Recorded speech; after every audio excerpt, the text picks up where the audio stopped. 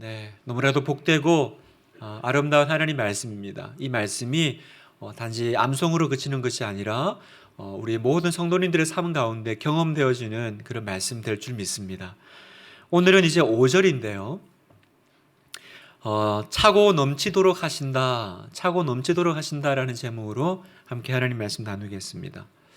어떤 책을 보니까 어떤 분이 시편 23편이 마치 그 인생과 비슷하다 이렇게 설명을 하셨더라고요.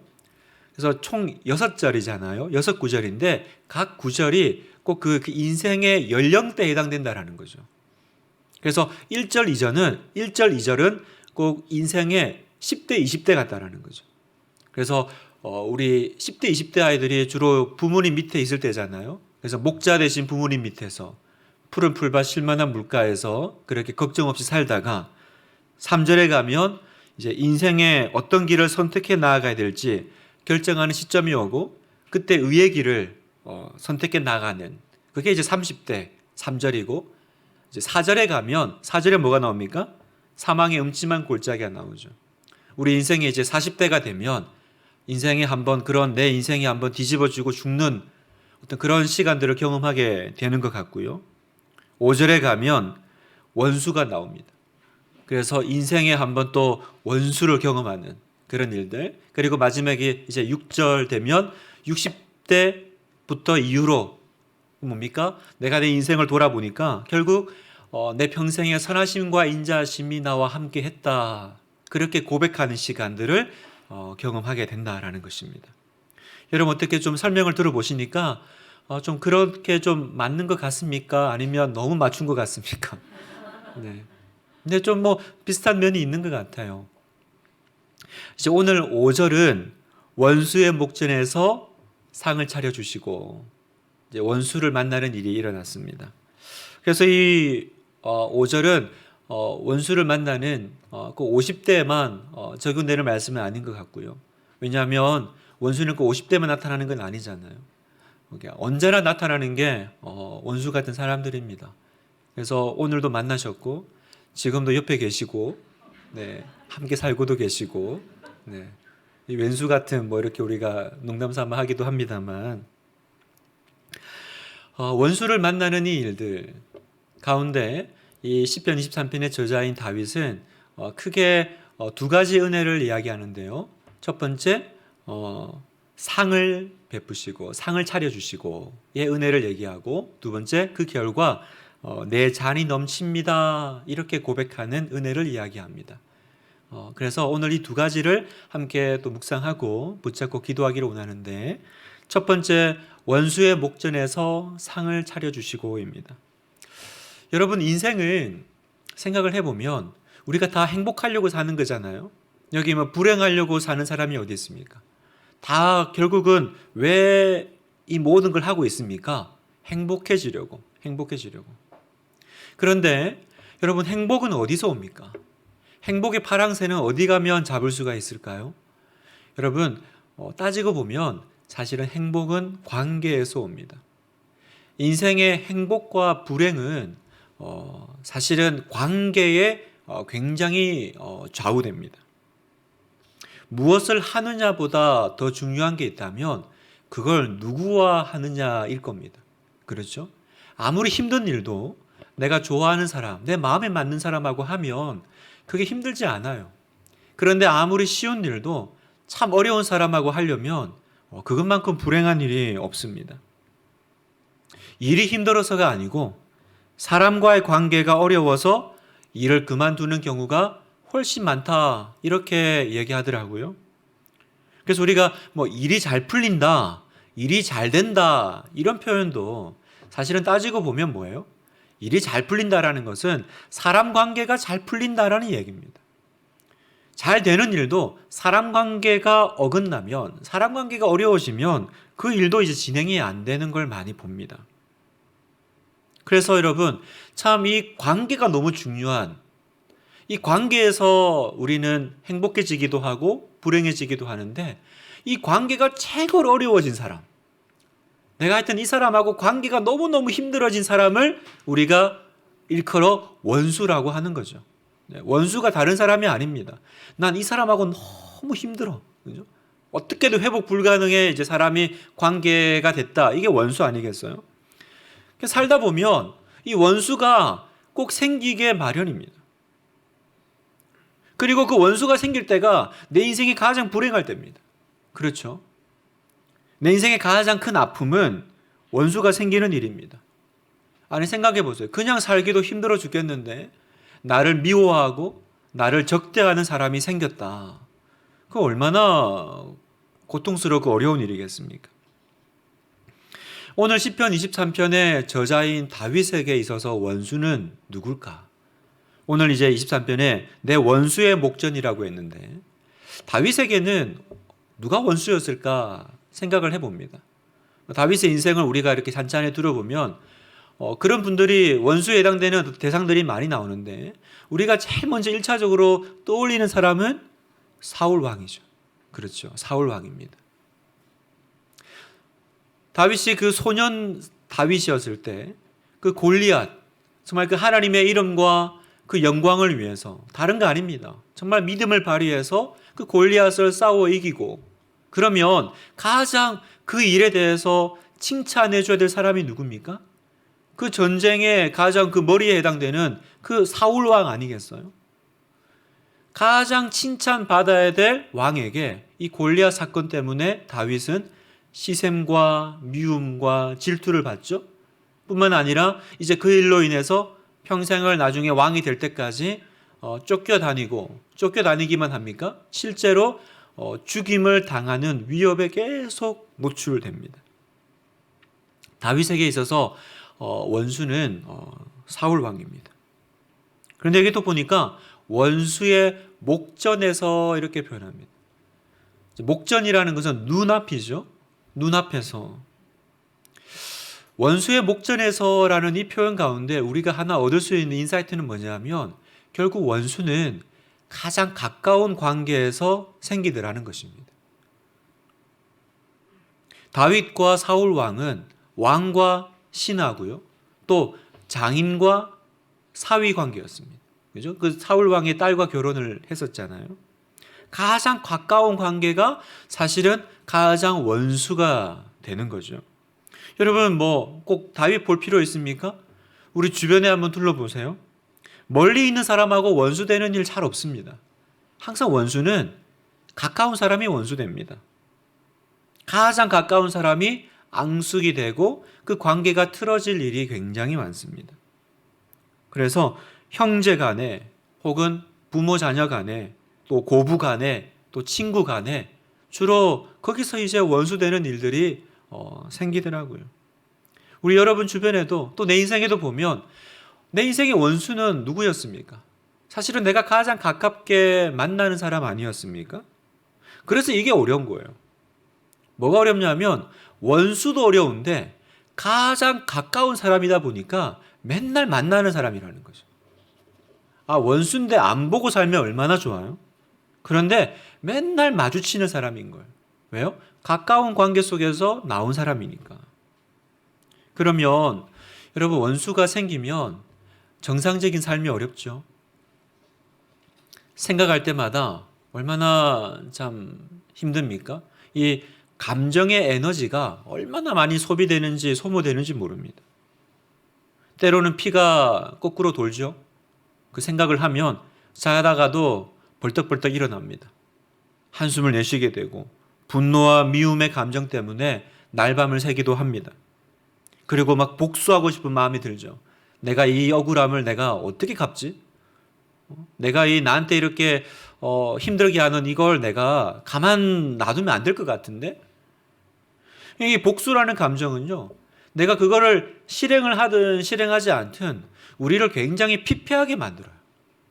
여러분 도끼가 가득 찬 복수에 그 가득 차 있는 사람을 보셨나요? 그 사람은 일상이 부정적인 감정에 함몰되어 있죠. 그러면 그 부정적인 감정은 자기만 죽입니까? 결국은 또 옆에 있는 사람들을 또 힘들게 하고 또 그 감정을 이렇게 쏟아놓게 하고 예민해져 있으니까 괜히 여기서 화풀이를 못하고 이 가까운 사람에게 또 그 가까운 사람은 주로 나보다 힘 약한 사람이죠. 그러니까 주로 이제 자녀들이나 혹은 뭐 내 배우자들에게 그렇게 해서 쏟아놓게 되는 거죠. 그러니까 여러분, 원수가 나타나면요, 정상적인 삶이 어려워집니다. 참 힘든 시간이 오는 겁니다. 그러면 성도 여러분, 내 인생에 이 원수 같은 관계가 만들어졌을 때 우리는 어떻게 하면 좋을까요? 여러분이 지금 그런 관계 속에서 허덕거리면서 힘들어하고 계신다면 어떻게 하면 이 문제를 해결할 수 있을까요? 여러분, 성경이 우리에게 말하는 것을 봐야 됩니다. 성경은 우리에게 무엇을 말씀하십니까? 로마서 12장 19절을 한번 보겠습니다. 12장 19절에서 21절을 제가 한번 읽겠습니다. 내 사랑하는 자들아, 너희가 친히 원수를 갚지 말고 하나님의 진노하심에 맡기라. 기록되었으되 원수 갚는 것이 내게 있으니 내가 갚으리라고 주께서 말씀하시니라. 네 원수가 줄이거든 먹이고 목마르거든 마시게 하라. 그리함으로 내가 숯불을 그 머리에 쌓아 놓으리라. 악에게 지지 말고 선으로 악을 이기라. 여러분, 오늘 이 로마서 12장에서는 우리 인생의 원수가 등장했을 때, 원수 같은 관계가 나타났을 때 어떻게 하는 것이 성경적인 원리이고 방법인지를 설명합니다. 여기서 말씀하시는 건 뭐예요? 너희가 친히 원수를 갚지 말고, 그러니까 네가 직접 그 원수를 다루려고 하면 안 된다라는 겁니다. 우리가 해야 될 건 뭐예요? 원수가 줄이거든 먹이고 목마르거든 마시게 하라. 이 말이 뭡니까? 결국은 우리가 할 수 있는 건 그 사람을 축복하는 일이라는 거죠. 그 사람을 위해서 복을 빌어줘야 된다라는 것입니다. 그러면 이제 우리의 이제 어려움은 이거죠. 그러면 하나님, 내가 그 참 힘든 관계에 복을 빌어주면 나의 이 원통한 마음은 누가 해결해 줍니까? 그 원통한 마음은 하나님 앞에 나와서 탄원하라는 것입니다. 하나님 앞에 나와서 쏟아놓으라는 것입니다. 그래서 성경에 보면, 특히 시편에 보면 우리가 그 이름 붙여서 저주시라는 것들이 나옵니다. 저주시. 막 보면 와, 너무 적나라하고 날것의 기도가 나오죠. 그래서 아니, 성도의 기도인데 성경에 이렇게 다른 사람을 막 저주하고 막 가만두지 마시고 막 그냥 갚아주시고 그런 기도를 하잖아요. 이런 기도를 해도 되나? 여러분, 그건 하나님한테 올리는 탄원신 거죠. 여러분, 우리가 하나님 앞에는 나의 이 억울하고 정말 이 답답한 심정을 쏟아 놓아야 됩니다. 토해 놔야 됩니다. 그러나 그 관계에 있어서는, 그 원수와의 관계에 있어서는, 그 어려운 관계에 있어서는 우리가 해야 될 일은 뭐예요? 직접 네가 갚지 말고 줄이거든 먹이고 목마르거든 마시게 하라. 복을 빌어주라는 거예요. 그럼 우리의 이제 질문은 이겁니다. 왜 이렇게 해야 됩니까? 하나님, 왜 이렇게 해야 됩니까? 그리고 왜 하나님은 맨날 나한테만 그러라고 하십니까? 저 원수에게는 아무 요청도 하지 않고, 저 사람은 내가 이렇게 한다고 해서 뭐 회개하고 달라지고 또 내가 이렇게 하는 걸 알아주면 얼마나 좋아요? 그런데 원수는 그래, 네가 이제 회개했구나 이런단 말이죠. 네가 이제 잘못을 깨달았니? 이러면 나 진짜 화병이 죽을 것 같거든요. 왜 하나님은 맨날 나한테만 와가지고 용서하라고 그러고 나한테만 와서 왜 그러십니까? 왜 하나님 내가 이렇게 해야 됩니까? 왜 하나님은 원수 갚는 건 하나님께 맡기고 넌 하지 마. 넌 하지 말고 너는 그냥 선으로 악을 이겨. 왜 하나님 이렇게 말씀하실까요? 단 하나의 이유가 있습니다. 그 이유는 뭐냐? 그게 내 영혼을 지키는 길이기 때문입니다. 그게 내 영혼을 지키는 방법이기 때문입니다. 여러분, 사탄 마귀에게는 목적이 있어요. 사탄 마귀가 우리를 어떤 관계를 통해서 힘들게 하고 괴롭히는 목적이 있습니다. 그 목적은 뭐냐면 우리를 고통스럽게 만드는 게 아니에요. 우리를 고통스럽게 만드는 게 목적이 아니라 우리를 자기같이 악하게 만드는 것이 목적이라는 걸 기억하셔야 돼요. 그러니까 결국은 우리가 그 관계 속에서 어떻게 돼요? 내가 그 악다구니로 같이 맞받아치면서 그 관계 속에서 내 속에 그 악이 자라나도록 허용하는 것입니다. 내가 악을 대항하다가 악을 악으로 대항하다가 어떻게 돼요? 그 악을 닮아가는 일이 벌어지는 겁니다. 어느 날 내가 거울을 보니까 나를 괴롭히는 저 원수의 얼굴이 나. 그게 대항하고 있는 내 얼굴이 나. 똑같구나. 똑같다라는 것을 우리가 깨닫게 되는 거죠. 왜 그렇습니까? 악을 보고 미워하면서 우리 안에 또 다른 악이 자라기 시작하기 때문에 그렇습니다.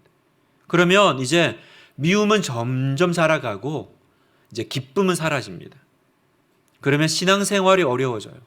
이제 그때부터 기도가 안 됩니다. 기도가 안 되고 기도의 문이 막힙니다. 예를 들면 이런 겁니다. 제가 우리 순장반에서도 몇 번 이렇게 말씀을 드렸는데, 이제 어느 다락방에 우리 이제 중보기도를 하잖아요. 중보기도를 하는데 어떤 순원의 남편이 참 우리 집사님을 어렵게 하는 남편이 있다고 칩시다. 그래서 그 기도 제목을 내놓으면 그 다락방 안에서 그 남편을 위해서 참 기도합니다. 변화시켜 달라고, 회개시켜 달라고, 변화가 일어나게 해달라고 기도합니다. 근데 처음에는 막 중보하면서 이렇게 위해서 기도하지만 그 남편은 바뀌지 않고 여전히 우리 다락방의 그 집사님을 순원을 괴롭히고 못 살게 굽니다. 그러면 어떻게 돼요? 점점 변화되지 않는 남편 모습 때문에 어느새 모든 그 순원들이 그 얼굴도 모르는 그 남편을 증오하기 시작합니다. 그 죽일 놈의 본 적도 없어요. 다만 이 집사님이 전해준 말만 듣고 그 변화되지 않는 우리 집사님을 괴롭히는 그 남편을 미워해요. 증오하죠. 그러면 어떤 일이 벌어지냐면 이상하게 그때부터 그 다락방 안에 은혜가 사라지기 시작해요. 이상해요. 할 때 은혜가 사라져요. 그리고 순원들의 신앙이 흔들리는 증상들이 일어납니다. 이게 어떤 증상이냐? 악으로 악을 갚을 때 일어나는 증상입니다.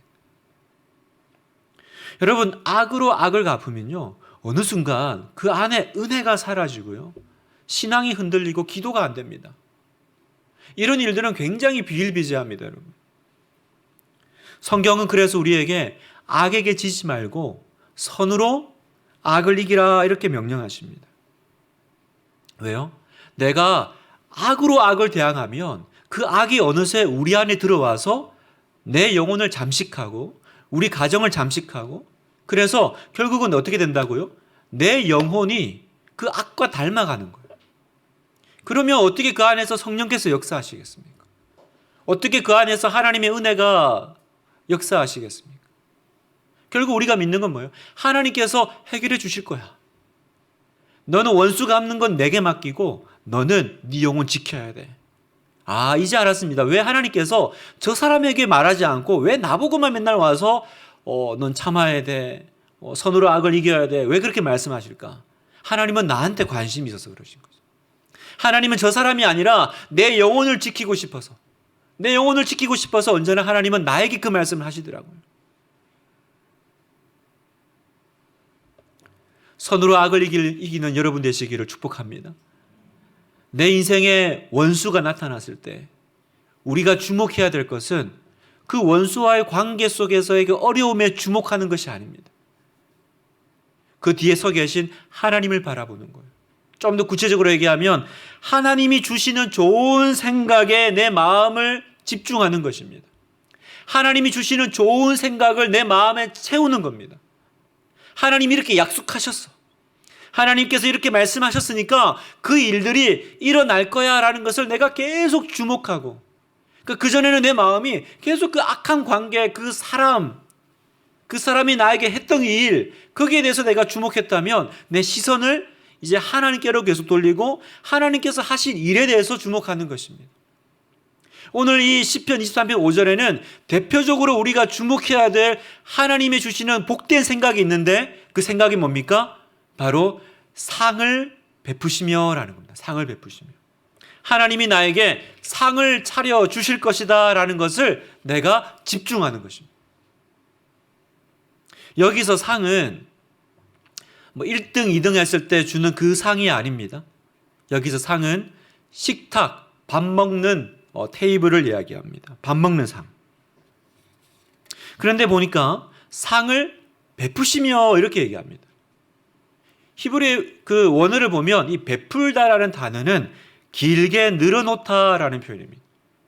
그러니까 그냥 나에게 먹을 것을 이렇게 챙겨주신다는 의미가 아니라 어떤 거예요? 한두 가지 음식 이렇게 올려놓는 그 상이 아니라 늘어났으니까 뭐예요? 그 상다리가 흔히 말하는 휘어지도록 많은 음식을 올려놓은 큰 상을 얘기한다는 거죠. 무슨 말이냐? 선으로 악을 이기는 사람에게 주시는 하나님의 크신 위로라는 것입니다.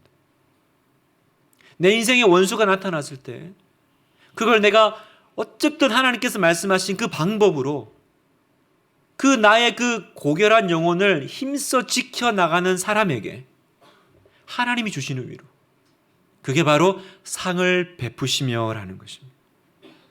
여러분, 사랑하는 성도 여러분, 원수와의 관계에서 내 영혼을 지키는 힘겨운 싸움에서 승리하면 원수의 눈앞에서 우리의 삶에 복을 부어주시는 은혜를 경험하게 될 줄 믿습니다. 원수의 눈앞에서 하나님은 반드시 은총으로 보답해 주실 것을 우리는 믿습니다. 그러니까 어떻게 돼요? 밥을 먹으니까 다시 살맛이 나죠. 다시 살맛이 나죠. 여러분, 인생이 힘들면 제일 먼저 나타나는 증상이 있죠. 밥맛이 없어집니다. 입맛이 뚝 사라집니다. 그러니까 원수가 있는 인생에 무슨 밥맛이 있고 무슨 살맛이 있겠어요? 그런데 하나님께서 우리를 다시 식탁의 자리로 초대하시고 앉히시는 거예요. 내 원수가 있는 이 상황에서 밥맛이 뚝 떨어져 가지고 난 이제 살맛이 없어요 그러고 있는데 하나님이 밥상을 거하게 차려 놓으시는 거죠. 이건 무슨 말이냐면 와서 밥 먹어, 이게 아닙니다, 여러분. 이건 다시 시작하라는 뜻입니다. 여러분 보세요. 성경에 보면 그 하나님께서 밥 먹이시는 장면이 가끔 나옵니다. 예수님의 제자들, 예수님을 모른다고 부인하고 나중에는 내가 무슨 제자야, 난 이제 제자 아니야. 그래서 어떻게 해요? 다시 옛날 어부로 돌아가죠. 고기잡이 했던 시절로 돌아갑니다. 베드로와 그 형제들 돌아갑니다. 그런데 부활하신 예수님께서 찾아오시죠. 찾아오셔서 뭐 하셔요? 그 갈릴리 호숫가에서 화로 피워놓고 거기 이제 조반을 준비해 놓으시죠. 그 음식을 차려놓고 와서 먹으라고 하시는 건 뭐예요? 밥 한 끼 먹이고자 하는 그 마음도 있겠지만 사실은 다시 제자로 부르시는 주님의 요청인 거죠. 구약에 보면 엘리야, 그 이세벨과 하늘에서 불 떨어지는 싸움 해가지고 그 승승장구하는 위대한 선지자. 그런데 나중에 번아웃이 오죠. 그래서 그냥 죽겠다고 광야로 도망갑니다. 그런데 도망간 엘리야에게 하나님이 어떻게 하십니까? 까마귀를 보내서 일단 먹이시죠. 그죠? 먹을 것을 갖다 주십니다. 왜 하늘에서 불 내려가지고 바로 안 익혀 세우십니까? 하나님께서 먹이신다라는 그 속에는 뭐가 있어요? 단지 나의 허기를 해결해 주시는 것뿐만이 아니라 다시 시작하라고 손 내미시는 그 하나님의 위로와 격려가 있는 것입니다. 가장 지치고 가장 절망적인 순간을 행복한 순간으로 바꾸시는 하나님의 모습이 바로 상을 베푸시고라는 거예요. 저는 오늘 밤에 하나님께서 우리 성도님 여러분들에게 영혼의 식탁을 탁 차려주시는 그 그림이 여러분 앞에 보이기를 그렇게 축복합니다. 하나님께서 상 차려 놓으실 거예요. 내 영혼을 만족해 하실 뿐만 아니라 하나님, 저 지쳤어요. 저 원수와의 싸움에서 지쳤고 제 인생에서도 지쳤고 저 번아웃 됐고요. 제가 무슨 성도예요. 제가 무슨 집사예요. 제가 무슨 순장이에요. 안 할래요. 전 그냥 죽겠습니다 라고 널브러져 있는데 주님께서 오셔서 여기 상 차려놨어.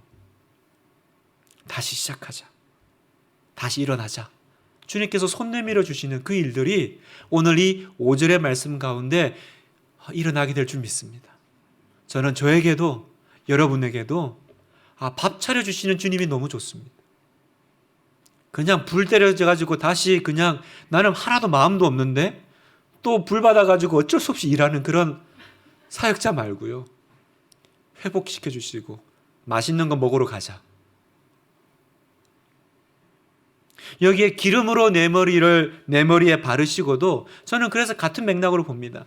제가 시간이 없어서 이 부분을 많이 길게 할 수는 없지만 여러분 기름으로 내 머리에 바르시고 여러분 보세요. 구약시대에 기름은 자기가 자기 머리에 바르는 게 아니에요. 왜냐하면 그 당시에 머리에 기름을 바른다라는 것은 특별한 직분에 있다라는 걸 표현하는 의식이거든요. 그래서 주로 왕, 선지자, 제사장 이런 세 직분은 특별히 이렇게 머리에 기름을 부어요. 그건 뭐냐면 하나님이 직접 특별하게 너를 선택하셨다라는 거예요. 그런데 그 이야기를 지금 다윗이 내 머리에 기름을 바르시고 말씀하시죠. 무슨 말이냐면 내가 다시 너를 사용하겠다라는 부르심인 거죠. 다시 기름 부으시는 거죠. 저는 오늘 밤에 하나님께서 거룩한 식탁을 준비하시고 또 그 식탁이 사실은 오늘 이 기도의 자리고 또 우리의 예배의 자리라고 저는 믿습니다. 영혼의 따뜻한 밥 한 끼를 지어놓고 나를 기다리시는 그 자리가 바로 예배의 자리인 거죠. 그래서 내가 다시 일어나고 싶습니까? 다시 회복돼야 됩니까? 어디로 와야 됩니까?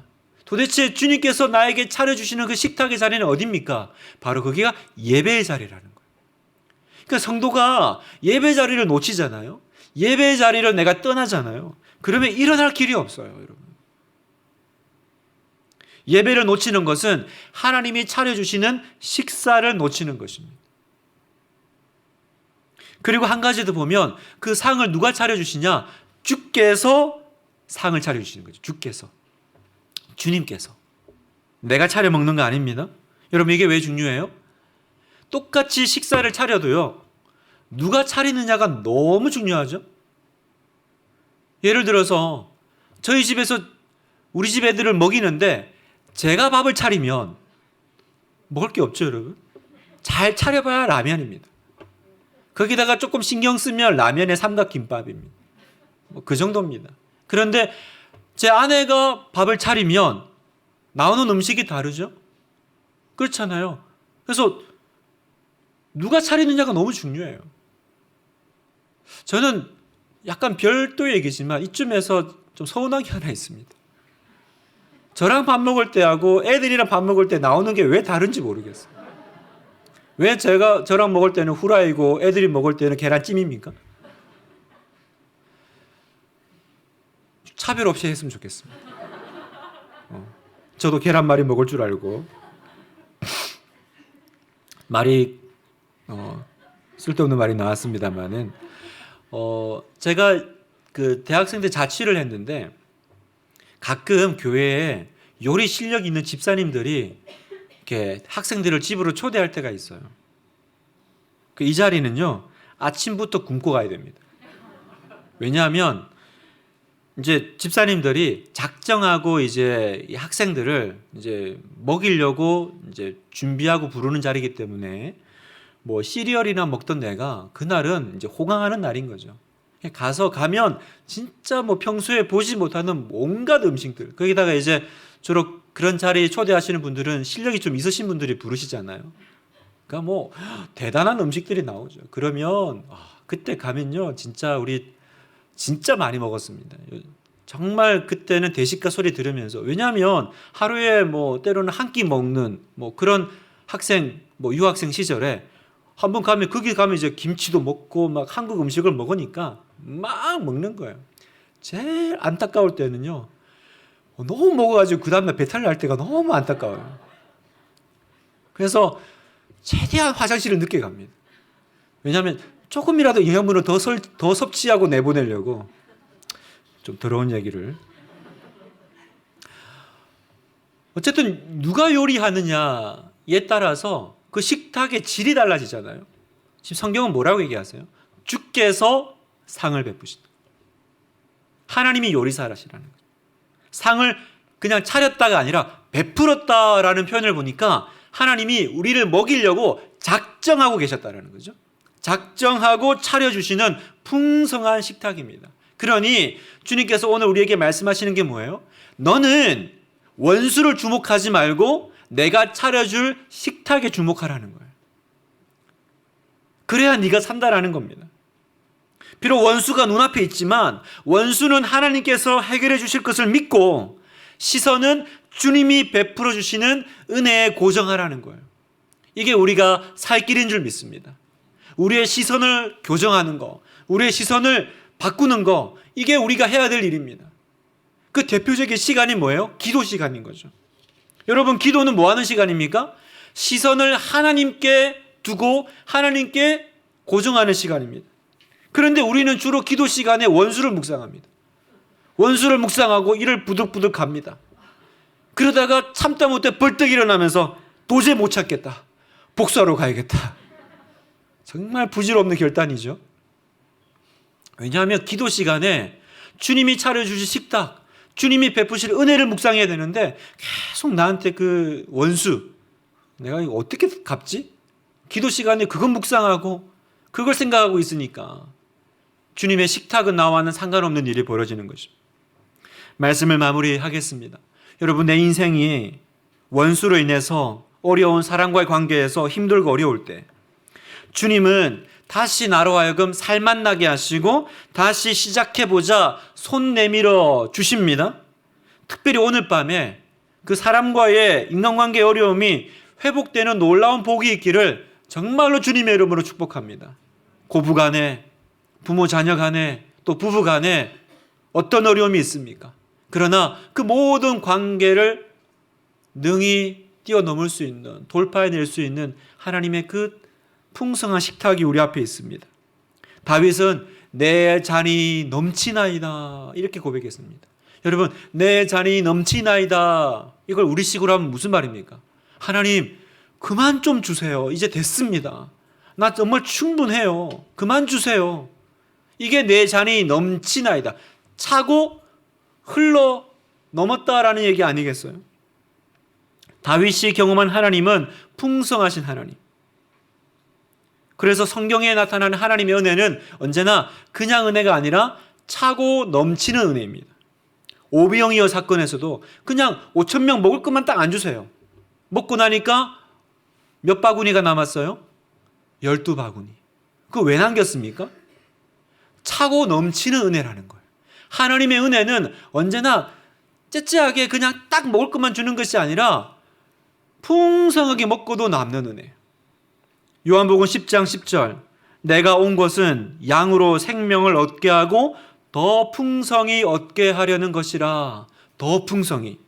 에베소서 3장 20절 같이 한번 읽어볼까요? 시작. 우리 가운데서 역사하시는 능력대로 우리가 구하거나 생각하는 모든 것에 더 넘치도록 능히 하시리니. 내가 구하거나 생각하는 모든 것에 하나 더, 더 넘치도록 하시는 분이 하나님이시다, 이렇게 말씀하세요. 이것이 우리에게 왜 소망이 되고 희망이 됩니까? 여러분, 문제없는 인생 없습니다. 제가 지난주에도 말씀드렸지만 그런 이상주의에 빠지면 안 됩니다. 문제없는 가정, 문제없는 교회 없습니다. 원수 없는 인간관계 없습니다. 살다 보면 반드시 부딪히게 되고요, 원수 생기고요, 어려워집니다. 다만 차이는 뭡니까? 그걸 뛰어넘는 은혜가 있느냐 없느냐. 나에게 그 모든 것을 뛰어넘을 은혜를 베풀어 주시는 식탁을 준비하시는 하나님이 계시냐 안 계시냐, 그 차이 아니겠어요? 나에게 어려움이 있고 문제가 있고 원수가 있지만 하나님, 그만하면 됐습니다. 내 자리 넘칩니다. 충분합니다, 하나님. 이렇게 말할 수 있다면 그 인생이 얼마나 복되겠어요. 여러분이 그렇게 고백하는 인생 되기를 축복합니다. 그래서 흘러 넘치는 인생 되기를 오늘 밤 기도합시다. 하나님, 원수가 있습니까? 그걸 더 덮는, 상쇄하는 흘러 넘치는 인생을 주시옵소서. 넘쳐 흐르는 교회, 넘쳐 흐르는 인생이 복 있습니다. 넘쳐 흘러야 그 주변에 사람이 모이죠. 여러분, 언제나 넘쳐 흐르는 인생 주변에 사람이 있고요, 부흥이 있더라고요. 여러분, 교회의 부흥은 언제 옵니까? 우리 안에서 이 복을 감당 못해가지고 이 은혜가 막 예배 때마다 말씀 때마다 흘러 넘쳐야 부흥이 되는 거 아니겠어요? 나 먹고 살기도 없는데 누굴 주겠어요? 우리끼리 먹고 잘 사는 교회가 아니라 흘러 넘치기를, 저는 여러분의 인생이 은혜가 흘러 넘치기를 축복합니다.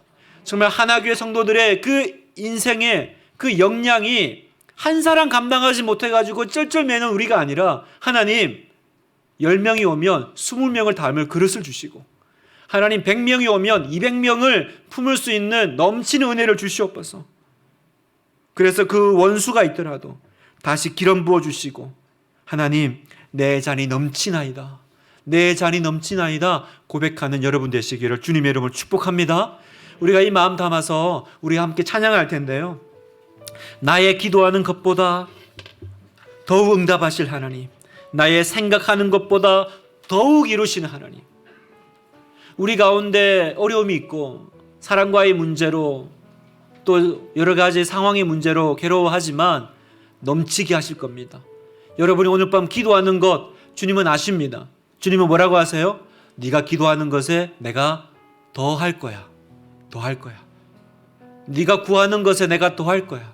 나는 너의 삶을 그냥 너 하나 그냥 먹고 살 인생 만들지 않을 거야. 나는 너를 복이 되게 할 거야. 복의 통로가 되게 할 거야. 내가 너를 통해서 흘러 넘치게 할 거야. 그게 우리 주님의 원대한 계획임을 우리는 믿습니다. 그게 우리 주님의 놀라운 계획임을 우리는 믿습니다.